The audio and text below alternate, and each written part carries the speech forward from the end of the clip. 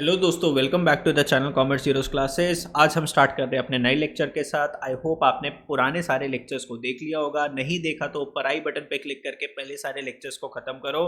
बीच से स्टार्ट करने की ज़रूरत नहीं है, सीक्वेंस वाइज चलते रहो, तभी ये जो आपकी मैनेजमेंट अकाउंटिंग है ये आपको समझ में आएगी। ठीक है, समझे मेरी बात। और जो नहीं समझ रहा तो फिर आप देख लो, नहीं आएगा फिर समझ में। सीक्वेंस वाइज चलोगे सब कुछ अच्छे से समझ में आएगा। आज का हमारा जो टॉपिक है that is CVP analysis, cost volume profit analysis. लेकिन इसको स्टार्ट करने से पहले एक छोटा सा मैं आपको क्या लिखवाऊंगा, एक इनकम स्टेटमेंट मैं आपको नोट करवाऊंगा। तो मेरे साथ सारे जने आ जाओ और एक इनकम स्टेटमेंट को नोट करो। रजिस्टर्स निकाल लो फटाफट से अपनी और इसको नोट करो फटाफट से। स्टेटमेंट या फिर इसको बोल लो इनकम स्टेटमेंट। नोट करो उसको मेरे साथ। देखो, इनकम स्टेटमेंट एक बहुत छोटी सी स्टेटमेंट मैं आपको नोट करवा रहा हूँ, उससे आगे के हमारे क्वेश्चंस क्या हो जाएंगे, सॉल्व हो जाएंगे। देखो, ये है आपका पर्टिकुलर्स का कॉलम और दोस्तों ये है आपका अमाउंट का कॉलम, जिसको हम बोलेंगे रुपीस। देखो, सबसे पहले अगर मैं बात करूँ कंपनी के अंदर क्या होती है, सेल्स। मान लो कंपनी की सेल्स हुई 10 लाख रुपीस की सेल हुई। कितने की सेल हुई दोस्तों? 10 लाख रुपीस की सेल्स हुई। इसमें से हम लोग माइनस करते हैं सबसे पहले वेरिएबल कॉस्ट। क्या माइनस करते हैं? Variable cost. ठीक है, प्रीवियस वीडियोस में मैं आपको वेरिएबल कॉस्ट समझा चुका हूं, तो वेरिएबल कॉस्ट हम इसको माइनस करेंगे। अब नहीं समझाऊंगा, प्रीवियस वीडियो में समझा दिया था, तो आप लेक्चर को देखो। वेरिएबल कॉस्ट, फिक्स कॉस्ट उसमें मैंने आपको एक्सप्लेन करा था। वेरिएबल कॉस्ट को अगर मैं माइनस कर दूंगा, लेट सपोज मेरी वेरिएबल कॉस्ट है 2 लाख रुपीस की, तो वेरिएबल कॉस्ट को माइनस करने के बाद मेरे पास आ जाता है दोस्तों कॉन्ट्रीब्यूशन। क्या आ जाता है? कॉन्ट्रीब्यूशन। कंट्रीब्यूशन आ गया मेरे पास 8 लाख रुपीस का। फिर मैं माइनस करता हूँ, फिक्स्ड कॉस्ट माइनस करता हूँ। कंपनी में जो भी हमारी फिक्स्ड कॉस्ट लग रही है उसको आपको क्या करना है, माइनस। मान लो मेरी कंपनी की फिक्स्ड कॉस्ट थी 5 लाख रुपीस की, इसको माइनस करने के बाद कंपनी में क्या निकल के आता है, प्रॉफिट। क्या आपने कॉस्ट अकाउंटिंग जब पढ़ी थी तब भी आपने सीखा होगा कुछ नया, तो मैं चीज़ आपको बता नहीं रहा। और जिसने ध्यान से नहीं पढ़ा था कॉस्ट अकाउंटिंग, तो आज पढ़ लो मेरे साथ, ठीक है, इस चैनल पर। तो बच्चों देखो ध्यान से, इसको बोलते हैं हम लोग इनकम स्टेटमेंट। क्या बोलते हैं इसको? Income statement. सेल्स में से आप क्या माइनस करते हो? वेरिएबल कॉस्ट माइनस करते हो, जो भी आपकी material, labour, electricity charges. Variable cost मैंने समझाया था, जो आउटपुट के साथ कॉस्ट चेंज जो होती रहती है उसको हम क्या बोलते हैं, वेरिएबल कॉस्ट बोलते हैं। तो उसको माइनस करके क्या निकल के आता है, कॉन्ट्रीब्यूशन। तो सेल्स में वेरिएबल कॉस्ट माइनस करोगे तो क्या आएगा, कॉन्ट्रीब्यूशन। या फिर आप ऐसे बोल सकते हो कॉन्ट्रीब्यूशन, ऐसे बोल सकते हो ना। देखो, sales minus variable cost is equals to क्या आता है आपका, कंट्रीब्यूशन। अब इस फॉर्मूले को ऐसे भी तो नोट कर सकते हो कि sales is equals to contribution, छोटे में लिख रहा हूँ, प्लस वेरिएबल कॉस्ट। ऐसे भी तो लिख सकते हैं हम इसको, है ना। तो कंट्रीब्यूशन यहाँ पर जाके दोस्तों क्या हो जाएगा, प्लस हो जाएगा आपको। तो कंट्रीब्यूशन में वेरिएबल कॉस्ट को प्लस कर दोगे तो आपके पास क्या आ जाएगा, सेल्स आ जाएगा। तो अगर आपको नीचे से ऊपर जाना है तो साइन क्या हो जाएगा, रिवर्स हो जाएगा। जो माइनस है वो क्या हो जाएगा, प्लस हो जाएगा। देखो ना, जब आप सेल्स से कंट्रीब्यूशन के पास आ रहे हो तो आपको वेरिएबल कॉस्ट क्या करनी है, माइनस करनी है।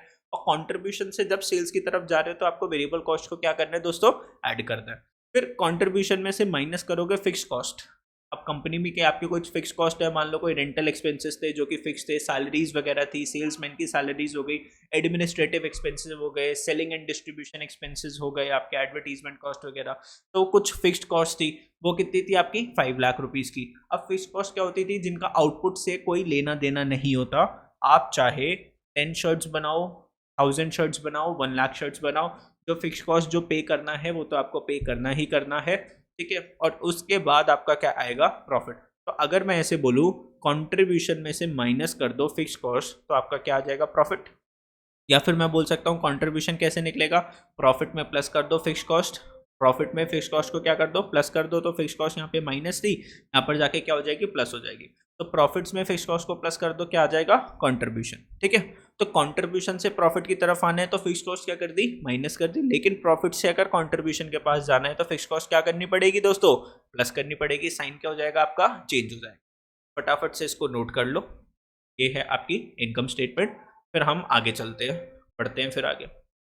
चलो, अब बात करते हैं यहाँ पे सीवीपी एनालिसिस या फिर cost volume profit analysis. Sir ये क्या बोलना चाहता है सीवीपी एनालिसिस, ध्यान से सुनो। देखो, अब इसके बहुत सारे क्वेश्चंस आएंगे, अभी क्वेश्चंस करेंगे इसके बहुत सारे। वाला टॉपिक समझा रहा हूँ, इसके बाद एक टॉपिक समझाऊंगा आपको ब्रेक इवन पॉइंट, फिर हम इनके क्वेश्चन स्टार्ट करेंगे। तो CVP analysis is a model which studies the inter relationship. देखो नाम के अंदर ही इसकी डेफिनेशन है सर। सीवीपी का मतलब क्या होता है? कॉस्ट, वी का मतलब वॉल्यूम और पी का मतलब प्रॉफिट। तो हम यहाँ पे कॉस्ट, वॉल्यूम और प्रॉफिट का क्या कर रहे हैं? एनालिसिस कर रहे हैं। तो यहाँ पर अगर आप देखो ये जो मॉडल है ये स्टडीज करता है इंटर रिलेशनशिप, मतलब आपस में इन दूसरे का रिलेशनशिप बताता है तीन चीजों का। कौन सी है तीन चीजें सर? एक हो गया कॉस्ट ऑफ प्रोडक्शन, तो यहाँ पर अपना वर्ड आ गया कॉस्ट। वॉल्यूम ऑफ प्रोडक्शन, ये आ गया हमारी वॉल्यूम, क्वांटिटी। और यहाँ पर बात करते हैं प्रॉफिट।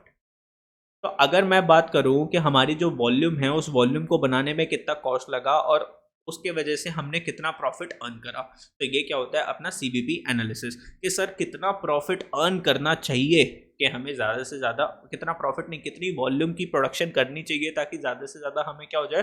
प्रॉफिट हो जाए। It analyses the behaviour of net income in response to change in the total revenue, total cost और both.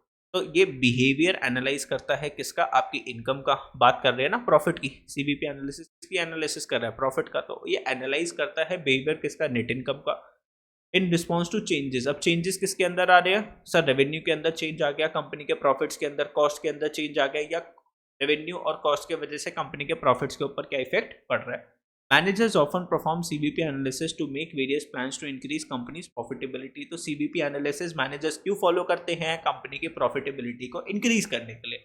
And provide information about, और ये जो CVP एनालिसिस है किस चीज की इन्फॉर्मेशन आपको प्रोवाइड करता है? How many units of production must a firm sell to reach break even point.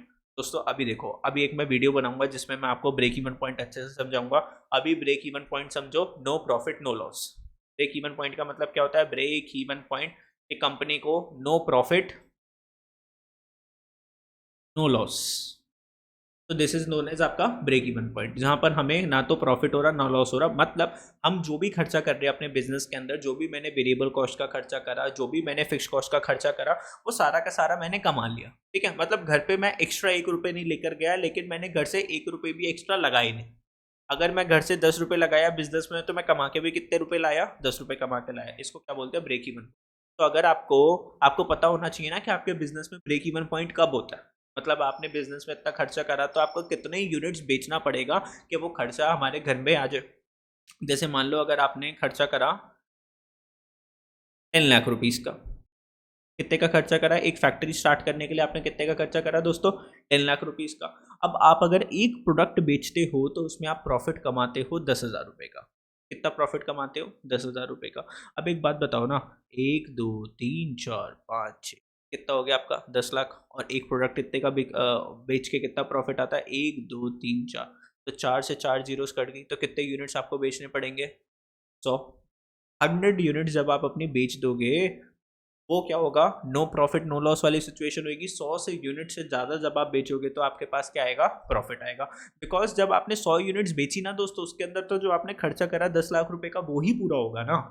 हमें तो क्या लेकर जाना है? घर पे प्रॉफिट लेकर जाना है। तो प्रॉफिट लेकर जाने के लिए हमें 100 यूनिट ज़्यादा बेचनी पड़ेगी, तभी घर पे क्या लेकर जा पाएंगे? Profit.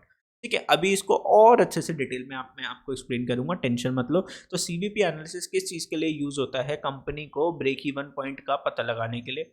How many units of products must a firm sell to undesired amount of profit.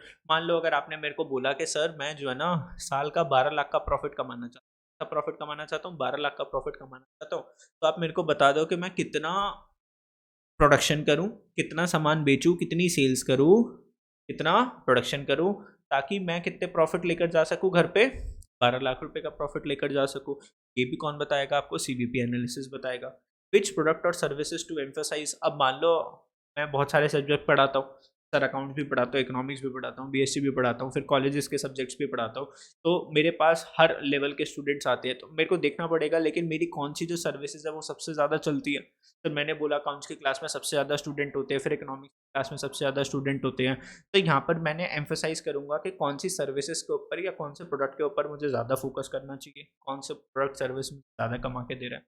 Should a firm invest in highly automated machinery. क्या कंपनी को फुली ऑटोमेटिक मशीन इन्वेस्ट करना चाहिए? And reduce it's labour force. क्या अपने labours को हटाकर आपको automate करना चाहिए अपने काम को, और ऑटोमेटिक मशीन्स परचेज करनी चाहिए, ताकि कंपनी की जो लेबर डिपेंडेंसी है वो क्या हो जाए? कम हो जाए।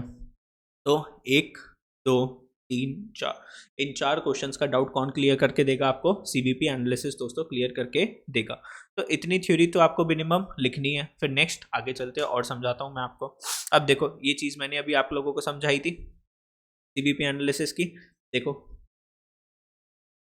क्या बताया था मैंने, contribution is equals to, contribution कैसे निकालोगे, सेल्स माइनस वेरिएबल कॉस्ट। अभी आपने अपने रजिस्टर में लिखा सेल्स में से वेरिएबल कॉस्ट को माइनस कर दोगे, क्या आ जाएगा, कंट्रीब्यूशन। या फिर कंट्रीब्यूशन कैसे निकलेगा, फिक्स्ड एक्सपेंसेस के अंदर, फिक्स्ड एक्सपेंसेस के अंदर आप क्या कर दोगे, प्रॉफिट को प्लस कर दोगे, कंट्रीब्यूशन आ जाएगा।